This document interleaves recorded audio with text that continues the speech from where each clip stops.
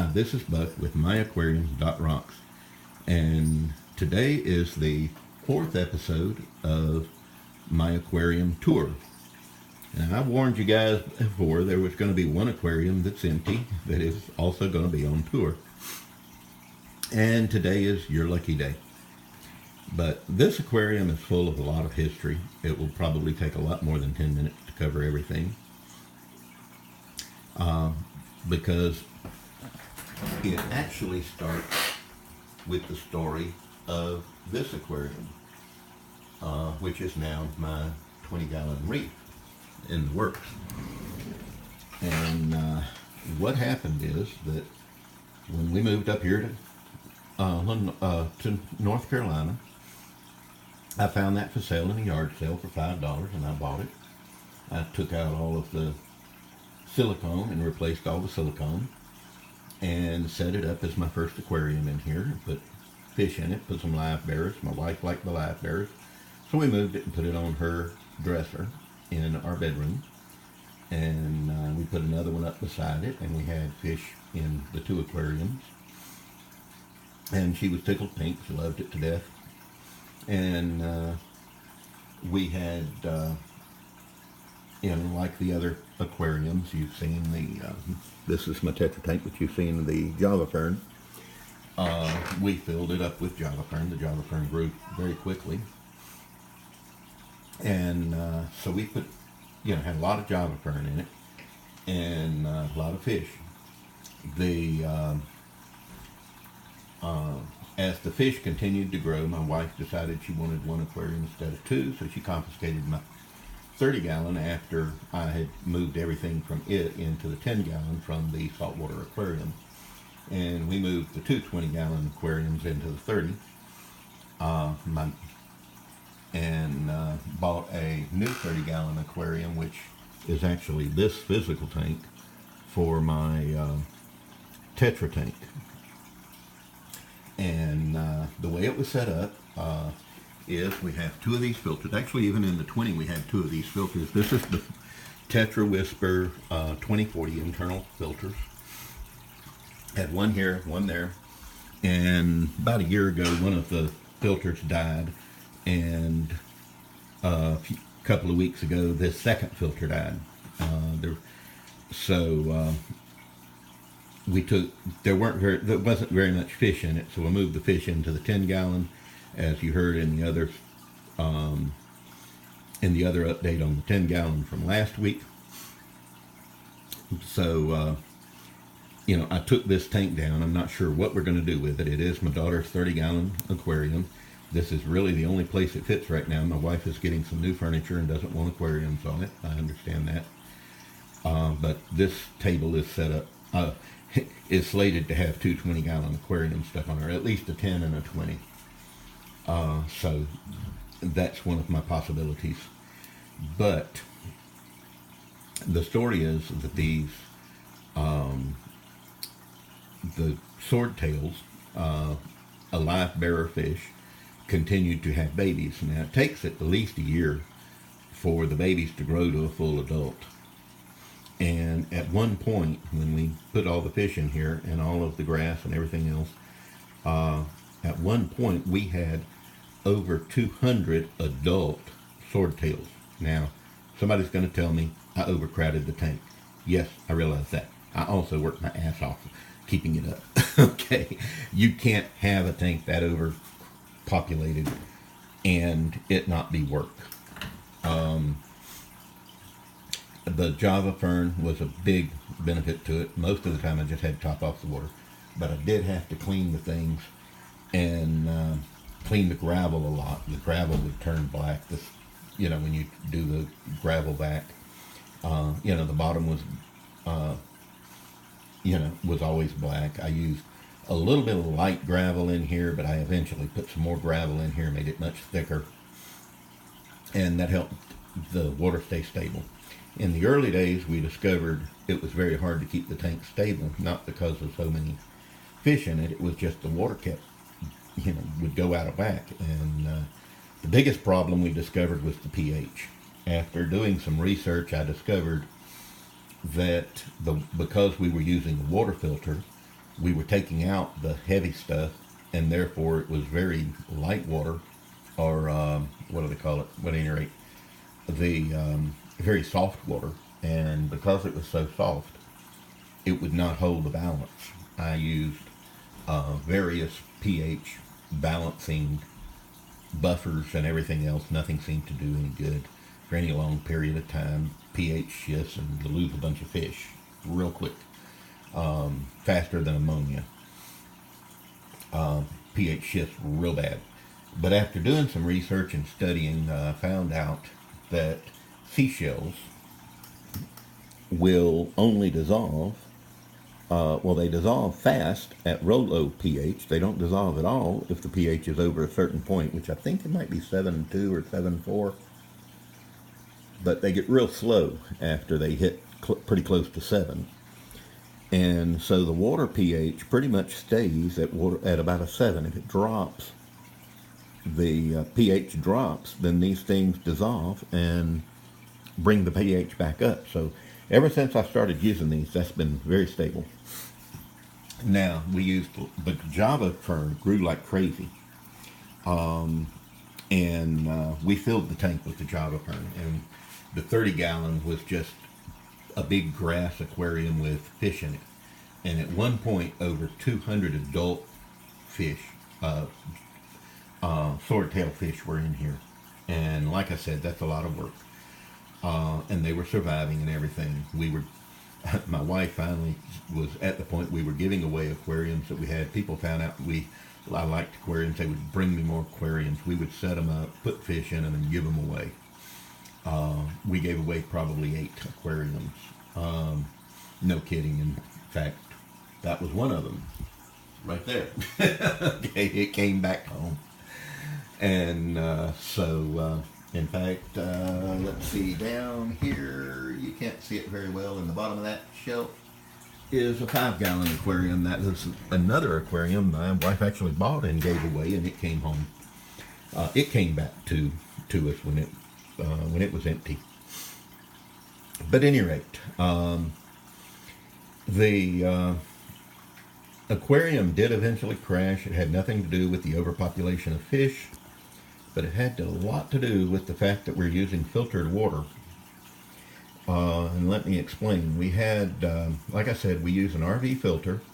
It's a carbon filter that only passes 150 micron or smaller items through, debris through it. So it filters out all of the chlorine, chloramines, heavy metals, minerals, beneficial stuff, not beneficial stuff, etc. And instead of using water conditioner, this is what we use to filter the water and put in the aquariums, and they work quite well. But one day I came home, and there was, the fish were, all but one of the fish had died, and there was a film of soap, like somebody had put Joy dish soap on the top of it. Okay, I mean, or kind of like a greasier soap or something like that. So at any rate, I rescued the one female, pregnant female swordtail. She was a pretty good sized one, an older one, and put her in my Tetra tank to so that she would stand a chance of surviving and we wouldn't lose everything, all of them. And by the way, she wound up, we had almost 100 fish from her at one point. So, we got them all back, or half of them. But anyhow, our cleaning lady had been there earlier that day, and we were wondering, is there any chance she would have done something? I was like, no, she's never done anything dangerous to the aquariums ever, and she certainly wouldn't do anything on purpose. She did clean the glass, and I asked her about it, and she said she did what I said, and she cleaned the glass with the clean water. What she did, though, she said it was tough, so what she did is she went in the bathroom and sprayed the ammonia water cleaner, the ammonia glass cleaner into the rag, and then used the rag on the outside of the aquarium below the lip. So it wouldn't have gotten into the aquarium anyway, which is fine. I wouldn't expect her to do anything to harm the water. But I can't tell you, it didn't cross my mind to worry about it. So we continued investigating. I did continued investigating what could have possibly gone wrong. And to be honest with you, I could not figure it out. But one day, we put a sprayer head on the RV filter. Now the RV filter plugs into the water hose, and then of course it has another nozzle on the other end. We just put a spray nozzle on it. When I opened it up and sprayed it on the concrete, it foamed up like dish soap. And then it occurred to me exactly what happened. In the Navy, we had protein foam for firefighting. Now, they don't use it anymore. They use something else, but they had protein foam still on the ship when I was in. And this protein foam, it mixes with water and a little bit of, I think, a little bit of air. I'm not sure, but at any rate, they spray the water through this stuff, and it foams like dish soap, and you can put it on oil fires or anything. But the only thing you can't put out with it is magnesium. But it's it was made from bacteria. So my conclusion is that there was bacteria in this filter, which again was wrong, or maybe it was right. But over time I've come to learn that when the water hose is set up, and we have probably about 60-foot water hose. I know it's at least 50, but I think it's longer than a 50. But at least 50 foot of water hose, and it's a large diameter water hose. The water will stay in it and stagnate, and it's anaerobic. So you wind up with no oxygen in there, so you get this bacteria bloom inside of the water hose. And when you spray the water hose out, you have to make sure the water hose is cleaned out good before you use it on use it for the aquarium or for the pond outside, whether it goes through the filter or not. And so I learned real quickly that this has to be what happened to the aquarium, because I do know that just before that occurred, one of the things I did, I was in a hurry to do the water change. I had done a water change just a few days before. I took that water hose with the water filter on it and put it into the bucket that I brought the water in for the water change. And I did a 10-gallon water change that particular day, which could have thinned it out a little bit, but it still put all of that protein bacteria back into the aquarium. And I'm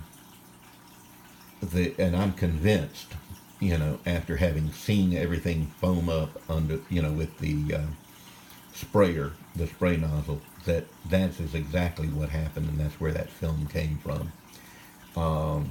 So now I always let the water run until I know there's no foam coming out of it before I put it in my bucket to bring in to put on my aquariums. So that was one lesson learned. I did, like I said, keep up with these 200 fish. They did very well for a very long time. In fact, like I said, we were giving them away before they died.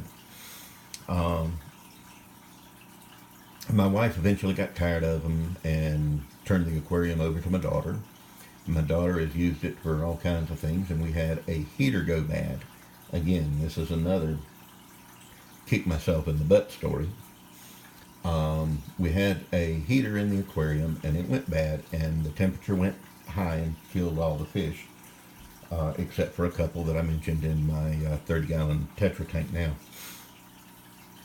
The water heater, my aquariums all had some little thermometers, the glass thermometers like this.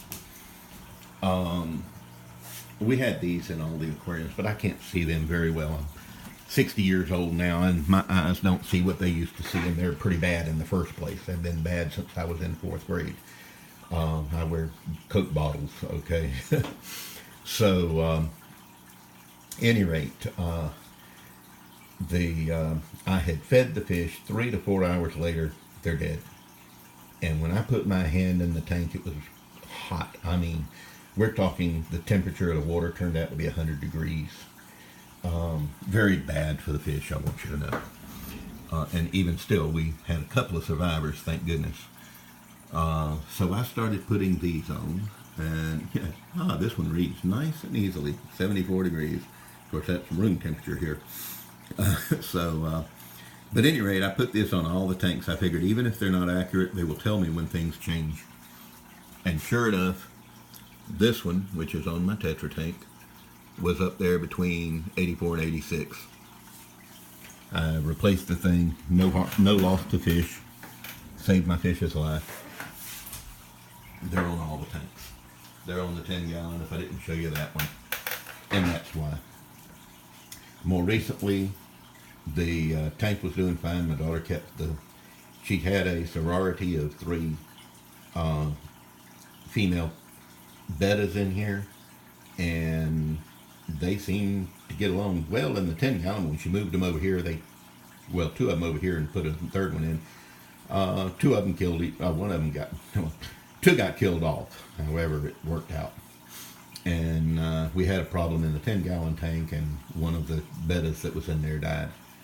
And that happens too sometimes. The longest she's had a betta live is about 18 months. She's the betta keeper, not me.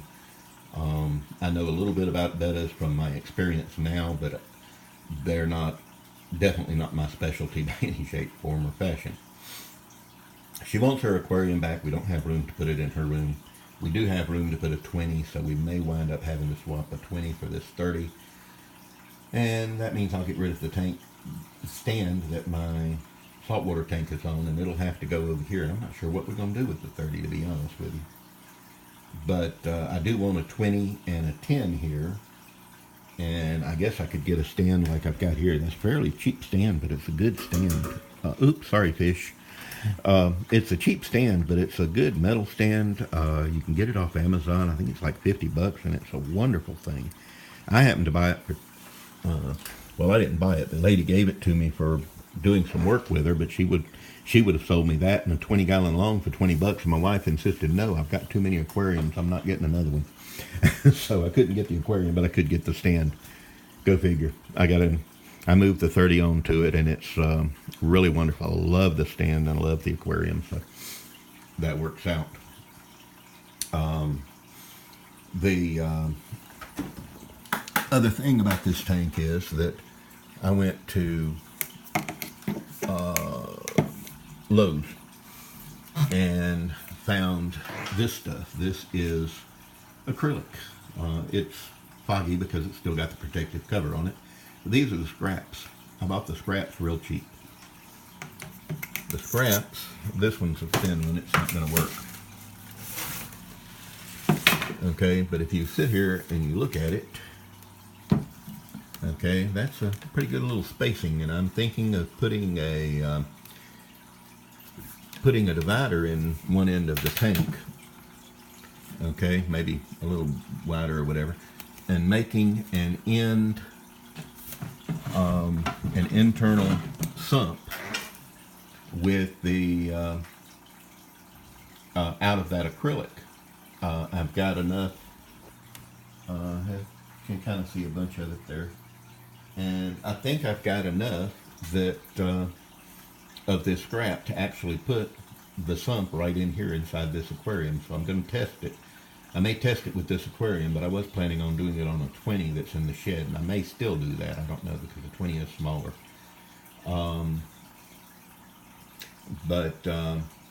If I do and it succeeds, then I will do the same thing to this tank, and to that tank, or equivalent tanks, and then move stuff into it. I won't be able to move anything into this. This one, I've got a 40 gallon outside that I could move all these fish into temporarily. It would have to go up here, then build the divider and the sump in here, and then move the fish back into this, which wouldn't be difficult since it is higher, and move it back into this aquarium when it's done. And then I will get rid of all these hang-on back filters. I am tired of hang-on back filters. I'm ready to do away with them. And right now, this tank holds a bunch of junk. Yeah, a dog got a hold to one of my filters when I took it out. Like I said, I had been using those before I changed them over. The cheese balls bucket I'm keeping because I'm not sure, but it looks like I could make a swirl filter out of that. Just a thought. And this I don't want to lose. I had it. Why did I put it in there? So I knew where it was. That's why. To test my salinity in the other aquarium. Oops, some stuff that didn't belong in there got put in there. But at any rate, that's junk. It's got to be cleaned. I had the filter floss. I mean, this is a section. This is part of the filter floss that was in that saltwater tank when I first started it before I put the rock in there. But at any rate, this has been a long video, and there are still more stories about what I've learned with this aquarium, but I think that sums up a lot of it. So this aquarium was the first 20 gallon. The other 20 gallon is in the shed. We gave this one away, got it back. Okay, and here it is. Well, it's kind of hard to see. There's a 5 gallon down here. We gave it away, and it came back. Yeah, 2 different people, 2 different times, but we had done it to get rid of some of those fish. And so I want to set up, and I've got a 10 gallon. Well, my daughter's 10 gallon in there, but this 5 gallon will probably be either grow out tank for those little babies in for the babies in my Tetra tank, get them out of there. A 10 gallon would be better, but but I'm thinking that well, can't back up any further. Okay, that this desk could handle a small tank on one end and a 20 gallon over here. So if I can, that's one of my options there, possibly putting 220s on there. I don't know. I would rather have 220s, but even if it's a 20 and a 10 or a 20 and that 5, that would do, because I want to grow out tank for these, and I also want a tank to raise smaller fish like guppies or something, and or some kind of a hospital tank. And actually I have an idea for a hospital tank. I have an idea for a hospital tank for the saltwater aquarium, which basically is Sterlite tubs. Okay, Sterlite plastic tubs. They'll work for an emergency, and they're cheap. And I have some that would be able to handle it. And I've got an air pump somewhere, and I've got hose, and I've got